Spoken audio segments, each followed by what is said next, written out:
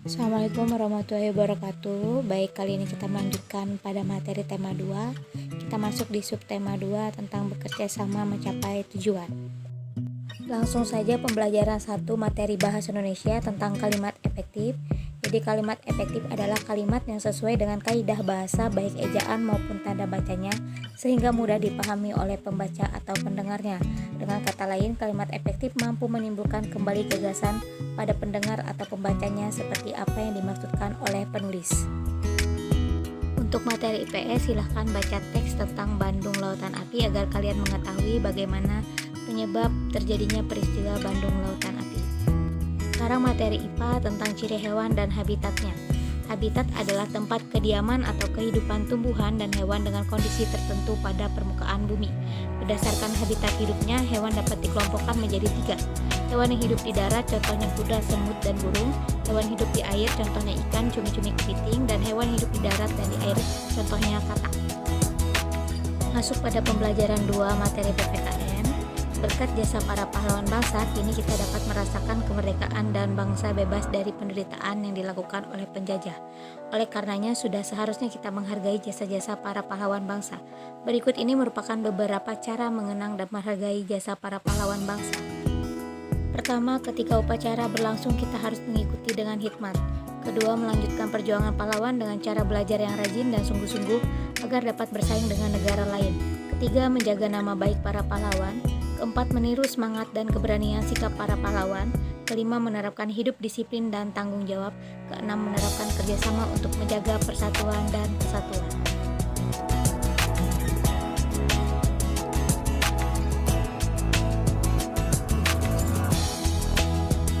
Kita masuk pembelajaran 3, materi bahasa Indonesia. Kalimat efektif adalah kalimat yang mengandung gagasan, pembicara atau penulis yang terdiri atas kata-kata yang mempunyai unsur SPOK. Ciri-ciri kalimat efektif sebagai berikut. Pertama, memiliki unsur penting atau pokok minimal unsur subjek dan predikat. Kemudian menggunakan struktur bahasa yang tepat, memenuhi kaidah ejaan yang berlaku, dan menggunakan pilihan kata diksi yang tepat sesuai kebutuhan. Kemudian lanjut materi IPA tentang adaptasi pada hewan. Adaptasi adalah cara bagaimana organisme mengatasi tekanan di lingkungan sekitarnya untuk bertahan hidup. Organisme yang mampu beradaptasi terhadap lingkungannya mampu untuk bertahan hidup, sedangkan yang tidak akan menghadapi kepunahan dan kelangkaan jenis. Adaptasi terbagi atas 3 jenis. Pertama, adaptasi morfologi adalah penyesuaian bentuk tubuh makhluk hidup atau alat-alat tubuh makhluk hidup terhadap lingkungan tempat tinggalnya. Kedua, ada adaptasi fisiologi adalah adaptasi yang meliputi fungsi alat-alat tubuh. Adaptasi ini biasa berupa enzim yang dihasilkan suatu organisme. Kemudian ada adaptasi tingkah laku adalah penyesuaian organisme terhadap lingkungan dalam bentuk tingkah laku. Contoh adaptasi tingkah laku: paus secara berkala muncul di permukaan air untuk menghirup udara dan menyemprotkan air. Itu dilakukan tindakan demikian karena alat pernapasannya berupa paru-paru tidak dapat memanfaatkan oksigen yang terlarut di dalam air.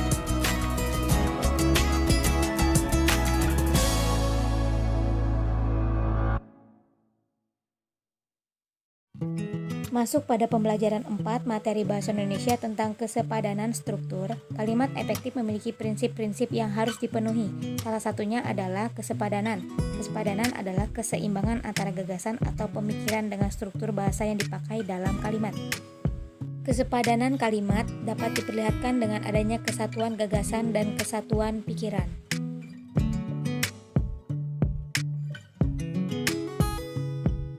Kemudian lanjut materi PPKN, pengertian dan manfaat persatuan dan kesatuan bangsa. Persatuan berasal dari kata satu yang artinya tidak terpecah belah atau utuh. Jadi arti persatuan yaitu bersatunya bermacam-macam aneka ragam kebudayaan menjadi satu yang utuh dan serasi. Persatuan Indonesia adalah persatuan bangsa yang tinggal di wilayah negara Indonesia, didorong untuk mencapai kehidupan yang bebas dalam negara yang merdeka dan berdaulat. Prinsip-prinsip persatuan dan kesatuan diantaranya Bhinneka Tunggal Ika, Pancasila, nasionalisme Indonesia, serta persatuan pembangunan untuk mewujudkan cita-cita reformasi.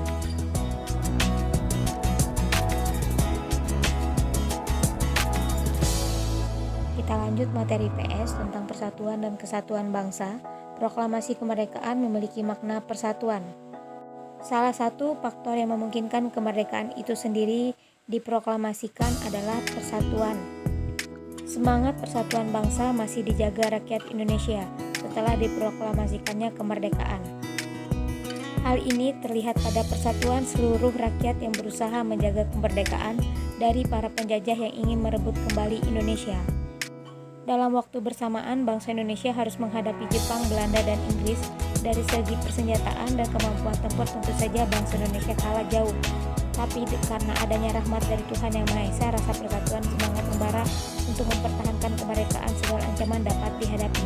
Dan sekarang Indonesia sudah merdeka.